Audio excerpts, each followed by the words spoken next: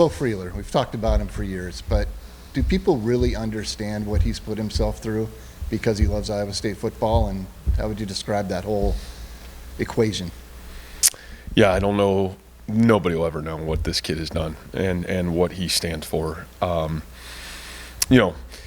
I know I don't even know if I could ever do it justice of the words that I can say or what he has meant to me, this program. What I would tell you is we wouldn't be where we're at today. We wouldn't believe with all our hearts that our best is yet to come. And to be honest with you, we wouldn't have played anywhere in the last 2 years like this team has without his leadership. And so what he's meant to us is in this, words can't explain it. NIL doesn't have enough money to put on it because what this young man has done is he's totally taken the bootstraps of this program. And, man, yeah, we've lost 2 games in a row. That's hard. But we've been through some really hard stuff in the last 2 years. And the reality of it is this guy has been at the forefront, not 100% healthy, but 100% warrior, has led from the front. And so when you have that, man, that's what this sport's about, leading people, and nobody's done it as great as he has, and couldn't be more grateful for him. And I guess you mentioned health. Are you going to be able to get some guys back? What does it look like for this week, or is it too soon to tell? I think it's too soon to tell. Yeah, we're going through it right now. It's been the last 4 weeks have been really hard.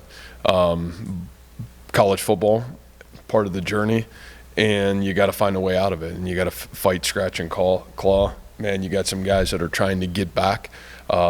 I don't have an update of who will be back or won't be back. I think all those guys that I said last week were really close just some of them weren't physically, would have been wrong to put them on the football field, and we're going to make sure that it's right. And once it's right, we'll get ready to roll. And our guys that are in there playing, man, got to keep growing. And as hard as the result of Saturday was, some guys still really grew up Saturday. Tayshaun James played really good football through, 4 quarters, really grew up, had to play, did some really great things, really proud of him. Our young linebackers battled against some, a worthy opponent and continued to battle. Our young guards, with Dylan, man, they battled. And so we grow, we keep growing, and I think the fun thing about this is as we gain some of these guys back, the complete best version of Iowa State football is still out there in front of us, and I think it's worth fighting for all of us. So yeah, that's right where we're at right now. If you took a look at the box score, 36 points looks like a productive day on offense, but a lot of that comes in the second half. How important is it for the offense going forward to take control of the game flow, the tempo, just for the sake of the defense?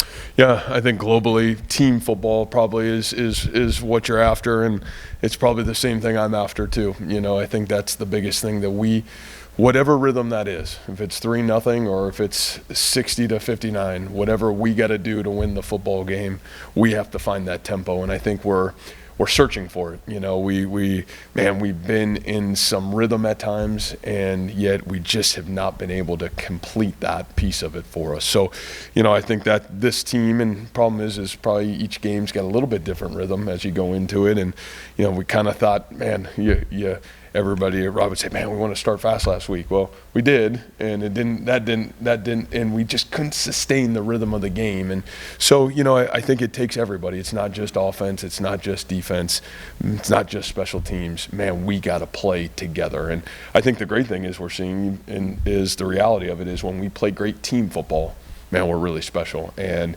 we haven't been able to do that with the consistency in the last 2 weeks and probably the last 3 weeks, to be quite honest with you, to be the team that we need to be to play the way we want to play. And so great challenge for us and a great opportunity for us to continue to fight forward in that area.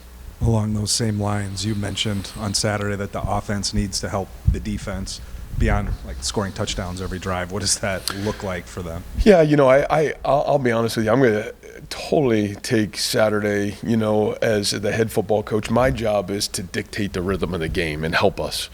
And, man, I just never felt like we were able to catch that. I think there's some times in the football game that we could have found a better rhythm to help both sides of the ball out, and we didn't do that. And, I think when you look at our recipe, there's some key indicators for us. I'm not going to go into those totally, but I think you guys that cover us know us enough of like, man, what that looks like and feels like. And, we're maybe not hitting on some of those key indicators that we need to with the consistency that we have to.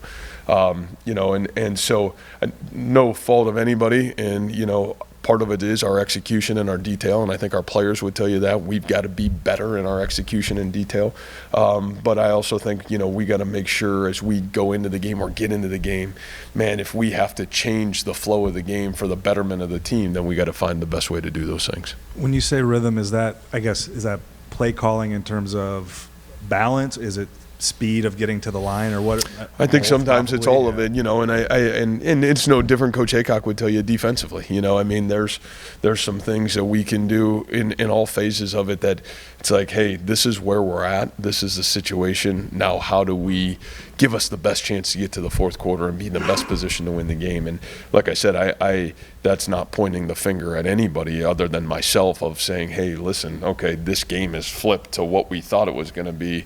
Let's clearly define, what we have to do to win the football game and see if we can execute it best. So not that anybody wasn't trying to do that, and not that anybody was, not putting ourselves in the best situation to do that. We just got to do it the best way we possibly can, and that's the head coach's responsibility. So, man, the finger is pointed at me, my communication, my leadership, and obviously our execution. We just got to be a little bit better, and so, that'll be something for me I can continue to do a great job of for our team. Unique challenge this week with Tyson Veit. Sounds like a similar type of defense that he's running. Yeah. What's that dynamic going to be like? You've got a veteran staff too, a lot of guys that know Tyson well, and get into maybe just some of the wrinkles or the differences maybe in the 3-3-5 that they're running. Well, I would just say this. This is always unique, and we had it last week. I think 2 players and a staff member that stayed here through the spring, even though he had a job at Kansas, and then DK McDonald. So you had some unique situations last week that really knew who you were, and unfortunate but challenging. And then this week, in the Cincinnati situation, man, Tyson did such a great job here. Was such a key figure, not only to me as a person. We're great friends. Our families are best friends. You are just so proud of what he earned the opportunity to go be a defensive coordinator in the Big 12, let alone go to a place that's got the history of Cincinnati football. And I think one of the things that you can look at what they've done is just the statistics that they are defensively. Man, the jump that they've made from where they were to where they're at is staggering, and it's such a credit to Tyson. And I think you guys that know Tyson know what he stood for, what he was about here. He was a key piece to our football program being where we're at today, and he's doing an incredible job for Coach Satterfield. Again, I've always said about this defense, it's not so much what the defense is, it's how you play it. It's the mentality that you play it with. And I think when you see the video of Tyson, man, he's done an unbelievable job of the mentality, how those kids are playing. And, man, they got good defensive players. Obviously, we knew that a year ago, and those are some really talented players.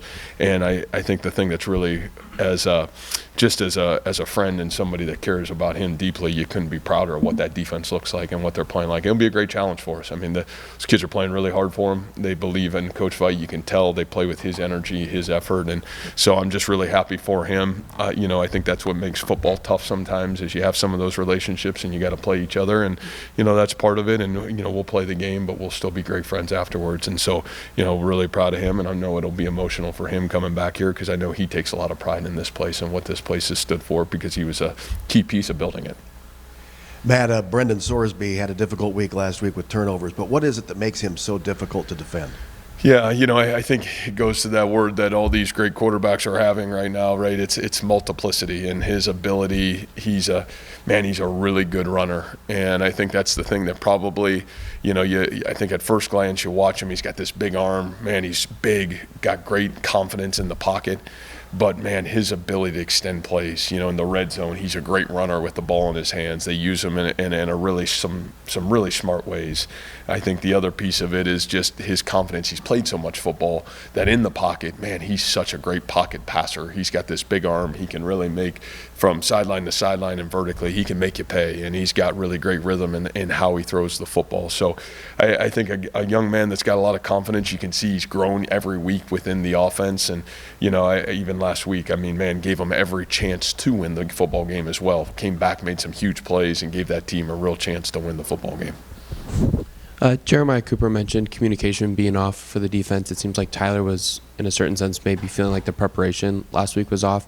How do you go about improving that before playing Cincinnati this weekend defensively? Yeah, I wouldn't say the preparation was anywhere close to being off. I just think the communication, you got to remember who's communicating, right?